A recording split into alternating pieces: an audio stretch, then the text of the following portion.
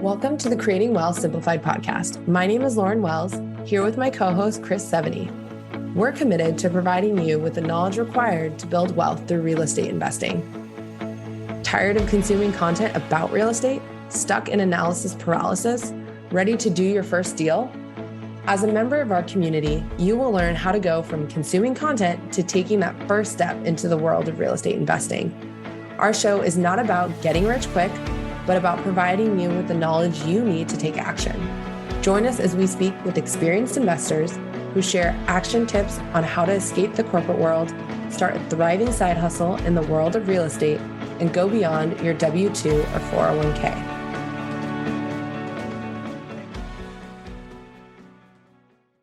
Welcome, everybody, to another episode of the Creative Wealth Simplified podcast, the podcast that empowers you to take control of your financial future, diversify your income, and achieve the financial freedom you deserve. So this week we have special guests. We have Brian Davis from Spark Rental Co-Investing. Brian, how are you today? Chris, I'm doing great. Thank you so much for having me.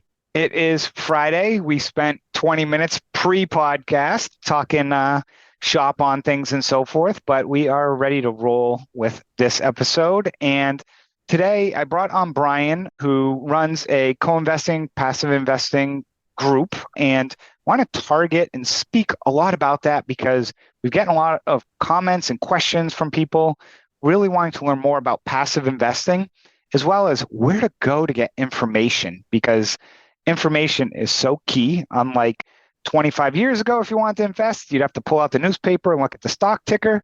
Today, you now have the internet and too many resources. So Brian, thanks for coming on. Oh, Chris, I'm so happy to be here. Thank you for having me on. This is going to be a lot of fun. Yes. So let's first start. Why don't you tell us a little bit about yourself and what you've got going on today? Yeah. So short version, 20 plus years ago, I graduated college, had no idea what I wanted to do, fell into a job by accident with a hard money lender, and was doing hard money loans back in the mid-aughts when it was just one giant party in real estate, right? Yep. So I'm watching all these guys make money, and I'm like, I can do this too. I'm smarter than these guys. I'm going to go in. I'm going to start buying properties. So I did, and I made a whole bunch of stupid, avoidable mistakes that just didn't need to be made if I had only gone out and gotten a coach, a mentor, a senior partner, anybody to tell me what I was doing. And fast forward, 2008 was obviously a total disaster for me. I ended up switching careers, but I kept on to a bunch of properties. And in 2015, I moved abroad. I still had most of those properties. And the early ones that I bought, the really bad ones, the ones that I totally messed up with, I realized when I moved abroad just how much I was subsidizing those properties' returns with my own efforts. And I could no longer do that anymore once I was living halfway around the world in Abu Dhabi. So it just opened my eyes to just how not passive those investment properties were and how not passive that income was for me. Even though I had a property manager, I still had to manage the manager. I ended up just getting rid of all of those properties at a certain point. But we had already launched Spark Rental. And one of the things that we do and did at Spark Rental was teach people how to invest in real estate. So that left me feeling kind of out of alignment, right? Like out of integrity when I'm teaching people how to invest in real estate, but I'm not investing in real estate myself anymore. I no longer even own any rental properties at that point. So we started experimenting with going in on investments with some of our students and some of our audience members and with partners around the country, boots on the ground investing partners. We started with some single family investment properties. And we quickly realized that was way too much work. We were really just doing it as a teaching exercise, right? So we weren't actually making any money from ourselves on these, other than the returns from the money that we were putting in ourselves. So we had to scrap that, but we went back to the drawing board. And it was around that time that I had been experimenting with syndication investing just personally. So I went to my partner, Denny, and said, hey, the single family investment properties, that was too much work to do co-investing with our students. What if we tried doing it with a passive real estate syndication? And she kind of shrugged and said, yeah, sure, let's give it a try with a pilot deal. So we did, and it was great. It was wonderful. It was exactly what we were looking for, where it wasn't a ton of work for us, right? Because it's a totally passive investment, but it's also a good teaching tool, and it's a good way for people to invest small amounts collectively to reach that high minimum investment. So, it's one of the downsides of syndications is the minimum investment is typically 50 grand, 100 grand, sometimes 250 grand or even $1 million. It makes it hard to diversify. But if you have a whole bunch of people all going in on that together, you can invest 5 grand a person. And while that's not chump change, it's also not 50 or 100 grand, right? Yep. So it makes it a lot easier to dip your toe in the water. It makes it easier to diversify and spread your money across a lot of different deals.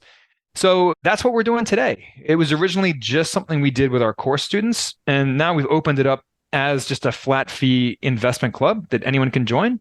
We get together every month and we have fun vetting these deals together. That is awesome. First, I will say from the beginning of what you said, I don't feel too sorry for you that you're living in Abu Dhabi and having issues with your properties. Where were the properties located? Were they back where you grew up or where were the properties located? Yeah, they were in Baltimore, which is my hometown. It's where I grew up. So we've moved around the world a little bit since then. So we spent 4 years in Abu Dhabi, 4 years in Brasilia. We just moved to Peru last June. We'll be here for at least 2 years total, maybe longer. We'll see. That is awesome. And again, I don't feel sorry for you on that front. So let's talk a little bit about, I'm just going to jump right into it. Yeah.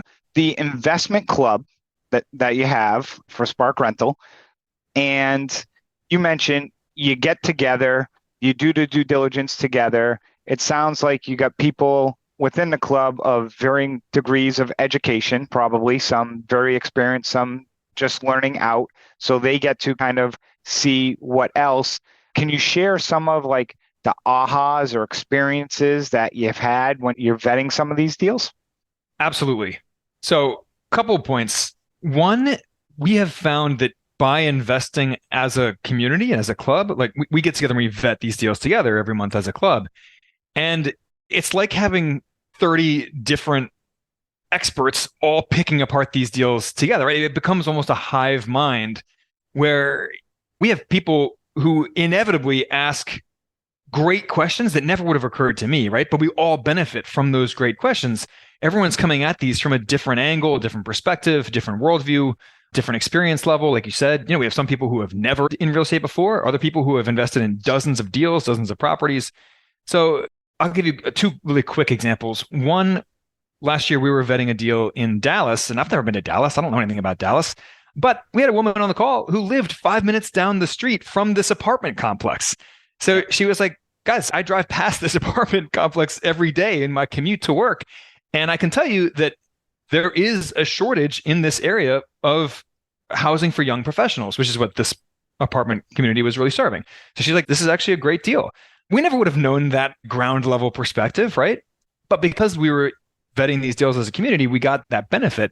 We have another woman in our club who works in the insurance industry. So every time we bring on a sponsor, she's just grilling the hell out of them about, why did you only forecast 4% rise each year for insurance premiums? And don't you know that it's going to be way more than that? I love that, right? Like she's an insider in the industry and she knows what's going on and the trends.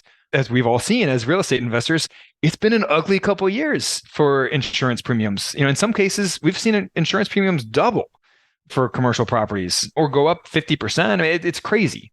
So that's one point. It's just that community aspect of it is way more valuable than we can ever communicate in like our landing pages or our marketing materials, right? There's no way we can capture that in like little 5-bit marketing copy. You just can't.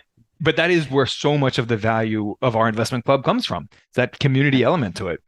As far as aha moments, we've all gotten a lot better at analyzing risk in these deals as we're bringing in different sponsors every single month and looking at their deals and grilling them, analyzing the deals. So a few standout risks that we really look for, it almost goes without saying, there's sponsor risk at the top level, right? Mm-hmm. Because a really smart, experienced, and high integrity sponsor can salvage of a very flawed deal.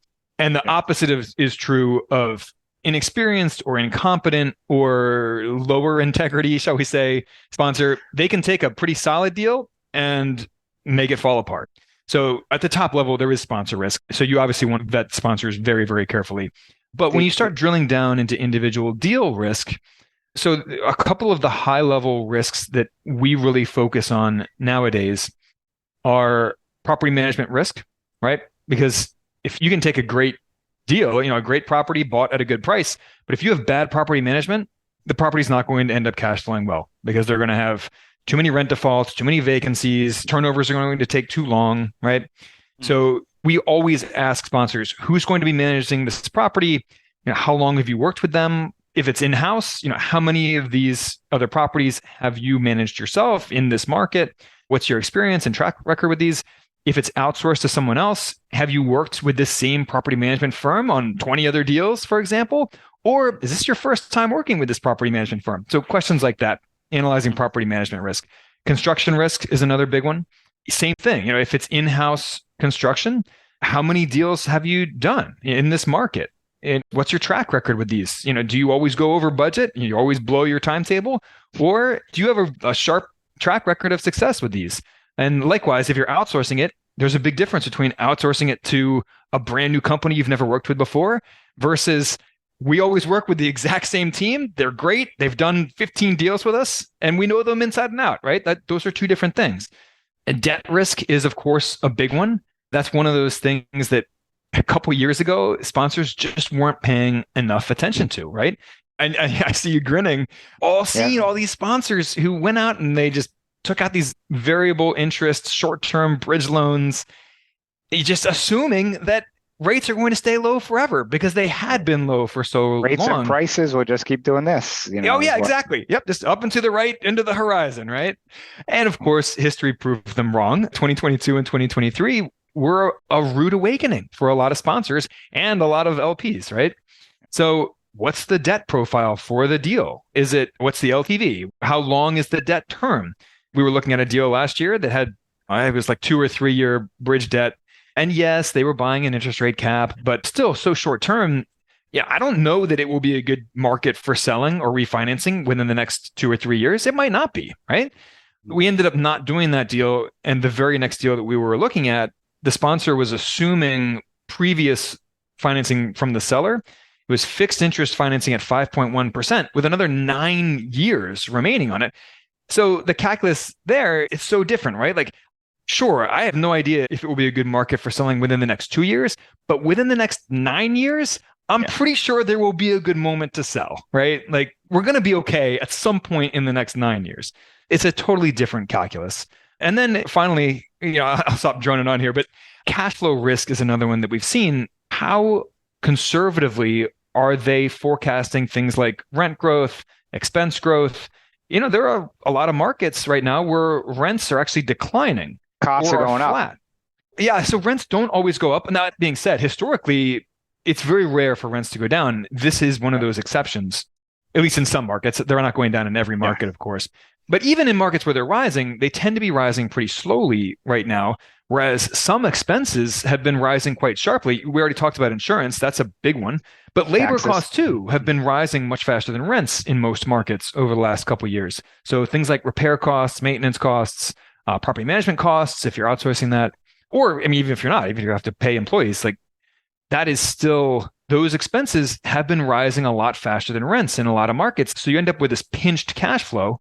So lower NOI, lower property valuations. And if you end up with negative cash flow, the deal's in real trouble, right? So all of these sort of high level risks, we're really sensitive to analyzing those risks when we're trying to vet a deal together as a club. We hope you're enjoying this episode of Creating Wealth Simplified. We wanted to take a moment and tell you more about our passive income fund at 7E, which is open to both accredited and non-accredited investors. Our latest offering targets an 8% annual return distributed monthly with the ability to potentially achieve a greater return through our bonus share program. If you'd like more information, reach out to us at invest@70investments.com to learn more. Thank you. A few things that I resonate with a lot of what you said. First, when you start with the sponsor, think about getting on an airplane. When you get on an airplane, do you want a pilot on their first time flying a plane? Or do you want a pilot who's been flying for 20 years through every storm, every snowstorm, fog, ice storm, lightning, you name it? Same thing with a sponsor. One this is their first deal. which people have to start somewhere. Now, with pilots, there's license training, and you're probably a little more comfortable even. With funds and syndications, if somebody's got a pocket full of cash, they can go start a syndication. So there's a difference there. But that's the way I like to look at things on a sponsor is think about, because we've had some stormy weather, as you mentioned, the last 2 years. Oh, yeah. Those experienced pilots are getting through it. Those who had very little experience may not get through it. The other thing you mentioned that I want to dive a little bit deeper into is you mentioned like the investment club, the person in Dallas, or people with a certain experience. The thing I've seen a lot in real estate, and maybe this is just me, but there's a lot of real estate investors who have egos, who want to do it on their own. You've got one group there. Then on the opposite spectrum, you have another group of people who literally you can walk them to the edge, but they just can't jump because they're jumping alone. And what I love about things like an investment club is, hey, look, it's kind of like I remember in elementary school where you'd all hold the parachute and like hold it up and then run underneath and back up. Hopefully everyone did that. If not, people are like, where'd you go to school? You did it as a team, but within a club, it's like everyone's holding, hey, we're jumping in together. And when you're doing things with other people, typically it gives you a little more sense of security. So that's the interesting thing too, because like I said, there's people on one end of the spectrum who always want to do it themselves. And then there's people who never want to do it. By kind of bringing sometimes those people together, again, opens up much more opportunity is what I would think. Yeah, absolutely. And when you invest with other people in these, and you can invest small amounts in each deal, so that opens up so much more that you can do. So diversification is one of our core values as a club. And we mean that in every sense of the word. So geographic diversification, right? Like many different cities and markets and states. Sponsor diversification. We're trying to bring in a new sponsor every month. Property type diversification. So mobile home parks and multifamily and retail and industrial, storage, all of the above. And when you can spread that money out across so many different types of deals, at the end of the year, it's just numbers on a page as far as how it all performs, right? As opposed to if you're having to put all of that money into one single deal because the minimum investment on a deal is 50 grand, 100 grand. Yeah. Then you're really nervous about how that deal is performing, right? I mean, and if it's going sideways, that's really stressful. Whereas my way of looking at this is just as basically a form of dollar cost averaging, where every month I'm investing another 5 grand in a new deal. And I know that at the end of the year, 1 or 2 of those will probably underperform, right? And then 1 or 2 of those will probably hit it out of the park and overperform. And most of them will just form this bell curve kind of in the middle. But it's a low stress way of investing because, again, it's all just numbers averaged out on a page at the end of the year, rather than this one deal that you put so much money into that it's high stress if that deal doesn't perform as expected. Yeah, that diversification is a key component, because I was talking to somebody this morning and they mentioned they were listening to a podcast where there was a gentleman who has significant money. He's invested in like 20 different syndications, all with like $50,000 minimums. But he said out of the 20, like 18 were multifamily out of the 20. And when you talk about diversification, it's great you're in 20 different offerings, but if they're all the same asset class, that's like investing, again, in airlines where I'm just buying Delta, American, United, and Spirit or whatever. It's like you're still in that one asset class. So granted, you got diversification, but if that asset class has challenges, then you're going to have challenges, which this person mentioned, 12 out of like the 18 have paused distributions or whatever is going on. Other thing that you mentioned regarding that diversification, and again, this is, I think, a critical component, is most people who are kind of, I'll call it, in the financial industry, when you talk diversification, usually say never put more than like 10 or 15% of your net worth or the money available into one investment. And what's happened over the last several years, really last, I think, decade even, is whether you're an accredited or non-accredited investor, people are taking all the money they have and putting it into one investment. And I've seen people who get the level of accredited and they have, it's a $50,000 min, but they only have 50, and they put it in because they're like, yes, I'm accredited. I can invest in this institutional offering. And then all of a sudden it goes belly up and they're like, uh-oh. Whereas I think a lot of people don't realize. So first, let me define accredited for people who are listening, you don't know.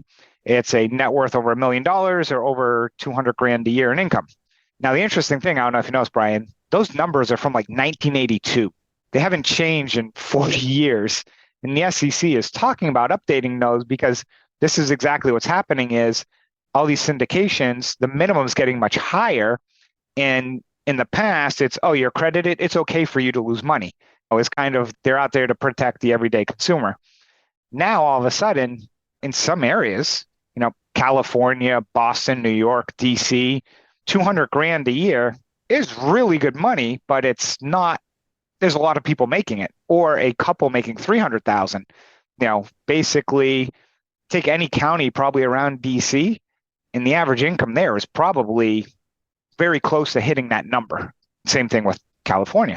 So diversification component is so critical in regards to being able to invest smaller amounts in different offerings. And that's one thing, with our offering that we've always done is, hey, we've got a $5,000 minimum. And I used to always, when you'd post on Bigger Pockets, hey, where can you invest with $5,000? I'd always reply, hey, you can invest with me as well. There you go.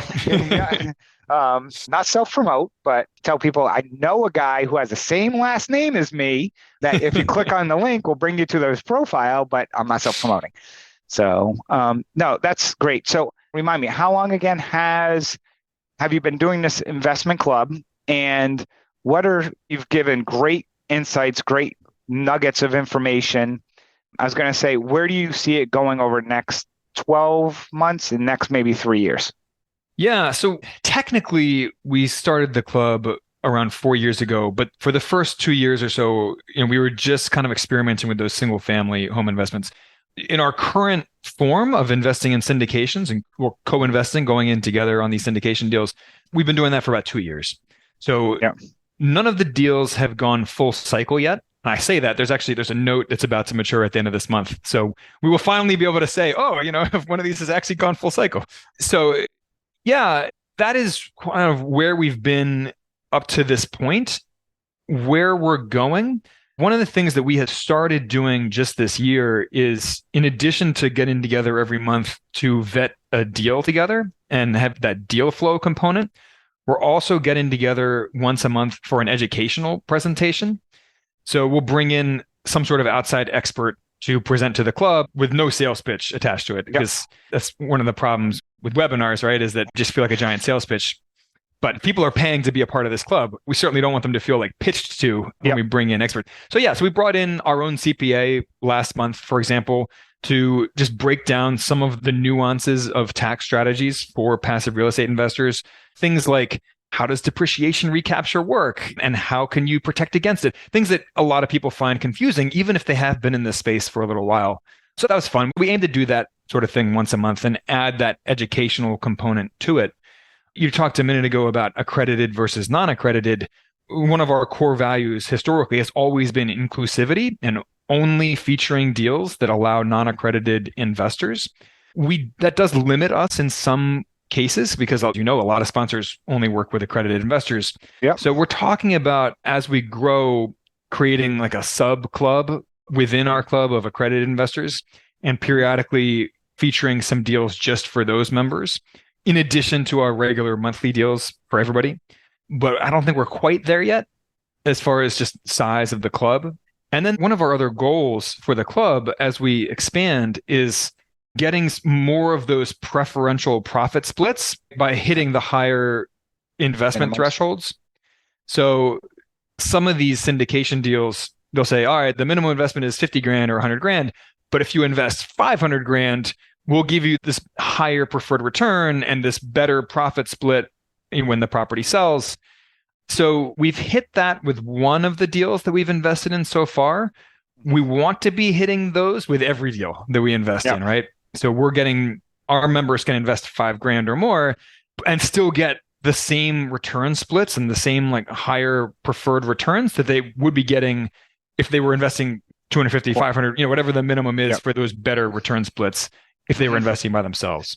So, and that's one of the benefits of doing that. Again, some of those tribes and these groups, because I see a lot of people, whether other people, I've seen models of like funds of funds do the same thing where it's like, hey, I bring in 10 people because I want to go hit, it's not the minimum on this, but hey, let me get this extra.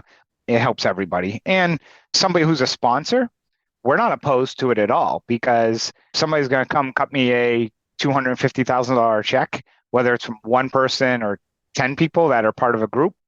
That's, for us, it's cash is cash. So most sponsors should appreciate that.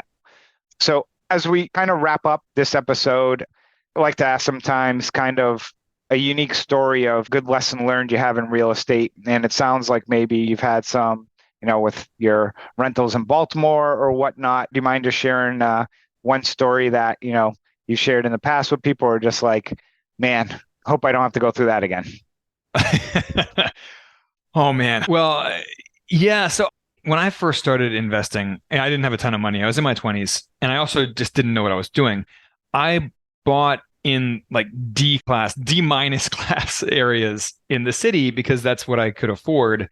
And I had this kind of mistaken notion that would give me diversification. And what I didn't realize, and it was an expensive lesson to learn, that lower income rental properties, it's really a niche skill set that's required to invest in those. And the average person should not be investing in those. And I'll give you a couple vivid reasons why. For one thing, it's really hard to find decent, much less good property managers who are willing to work with you on those properties, because they get paid as a percentage of the rent collected, right? So they get paid less for those properties, but those properties are inevitably 2, 3, 4 times as much work as the B, the A class properties and tenants. So why would property managers work 4 times as hard for half the money? They wouldn't if they have a choice in the matter, right? So the most skilled property managers, they don't work with those properties. And that leaves you with kind of the dregs of property management. A lot of people get mad at me when I say that, but that has been my direct experience. That's lived experience. And it's also been the experience of almost every real estate investor I've talked to who has worked with very low income rental properties. So these hidden risks that just don't show up on paper when you're calculating returns on some of these lower income rental properties. Crime is another one. I can't tell you how many AC condensers have been just totally ripped apart for the copper tubing inside in some of these areas. And then there's also, so it's not just direct victimization of crime like that, where there's actually people stealing things from your properties. There's also the indirect impact of that, where I've had plenty of good tenants in some of these houses, of course, but a lot of the good tenants will leave because they don't feel safe because the crime is so bad. So there's all these hidden costs that show up with lower rent properties. And it's not necessarily a politically correct thing to say, but it's something that people need to hear if they're thinking about investing their own money in these types of properties.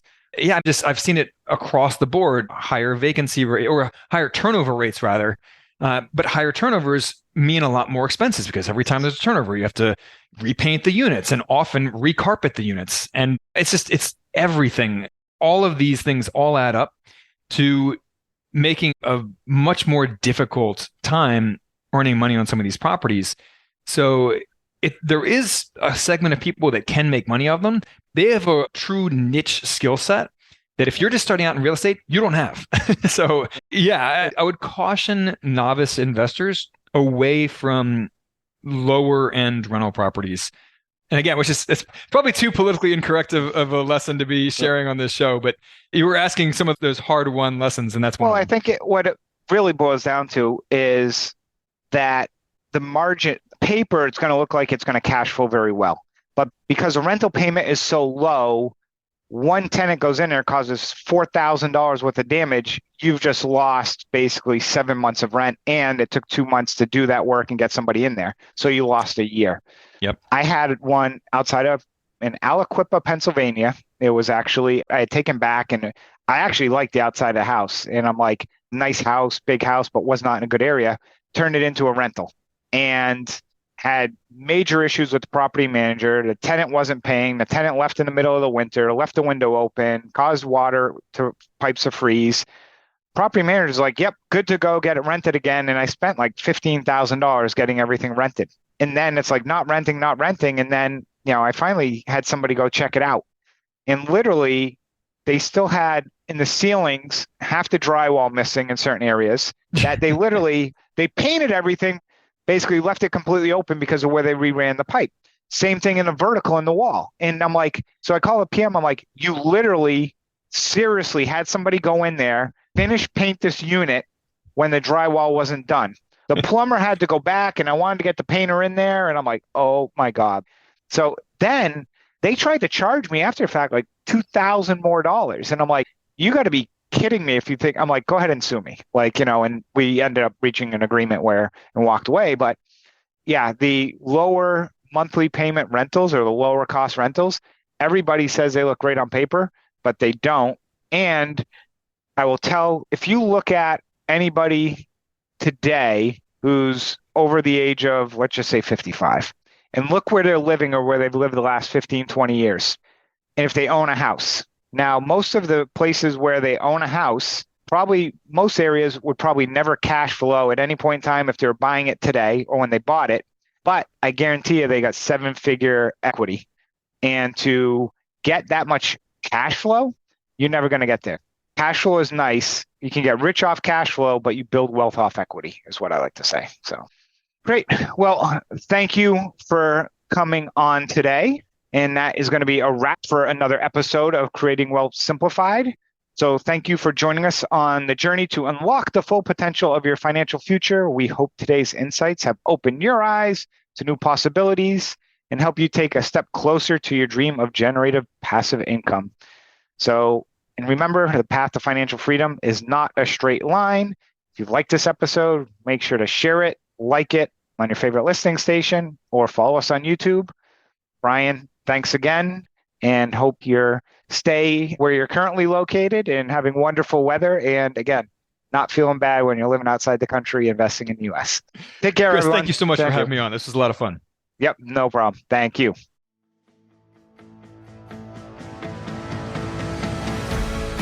Thank you for joining Lauren and I on this episode of the Creating Wealth Simplified podcast. Each week, we bring you expert education, experience, and information in a digestible format to help you identify investment opportunities so you can build wealth through real estate and take action toward your financial goals. Enjoy the show, share with a friend, or subscribe to the show and leave us a review.